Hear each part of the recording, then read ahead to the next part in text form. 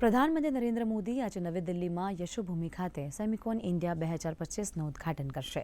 આ કાર્યક્રમનો હેતુ ભારતના સેમિકોન ઇકોસિસ્ટમને મજબૂત કરવાનો છે। તેમજ કાર્યક્રમની theme building the next semiconductor power house છે। પ્રધાનમંત્રી આવતીકાલે સીઈઓ રાઉન્ડ ટેબલમાં પણ ભાગ લેશે। 3 દિવસીય આ પરિષદ દેશમાં મજબૂત, સ્થિતિસ્થાપક અને ટકાઉ સેમિકન્ડક્ટર ઇકોસિસ્ટમને આગળ વધારવા ઉપર ધ્યાન કેન્દ્રિત કરાશે। सम्मेलનમાં 48 દેશોના 2500થી વધુ પ્રતિનિધિઓ સામેલ થશે, તો 50થી વધુ વૈશ્વિક હસ્તીઓ અને 150થી વધુ વક્તા સહિત 20,700 પ્રતિભાગીઓ ભાગ લેશે। સંમેલનમાં સેમિકોન ઇન્ડિયા કાર્યક્રમની પ્રગતિ, સંશોધન, એઆઈમાં સંશોધન, સ્માર્ટ વિનિર્માણ, રોકાણના અવસરો, રાજ્ય સ્તરીય નીતિના કાર્યાન્વયન જેવા સત્ર આયોજિત થશે।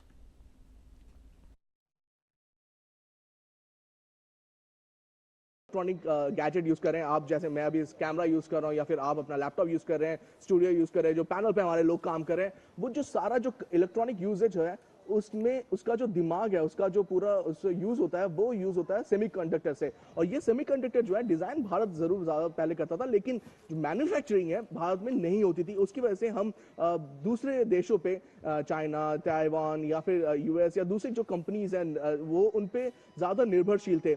प्रधानमंत्री ने इस बार 15 अगस्त में भी लाल किले से कहा कि हमें यहाँ पे आत्मनिर्भर बनना पड़ेगा और वो दिन दूर नहीं है। हमें हमारे जो सूत्र हैं, जो हमारे इंफॉर्मेशन जहाँ से आती है, वहाँ से हमें ये पता चला कि इस साल के अंत तक हमें भारत में निर्मित हुआ पहला सेमीकंडक्टर चिप मिलने वाला है। डिज़ाइन सिर्फ नहीं, डिज़ाइन से लेके मैन्युफैक्चरिंग तक का जो सफ़र है वो भारत अब पूरा कर रहा है और इसी कड़ी में सेमिकॉन 2025 जो है बहुत अहम भूमिका निभाता है।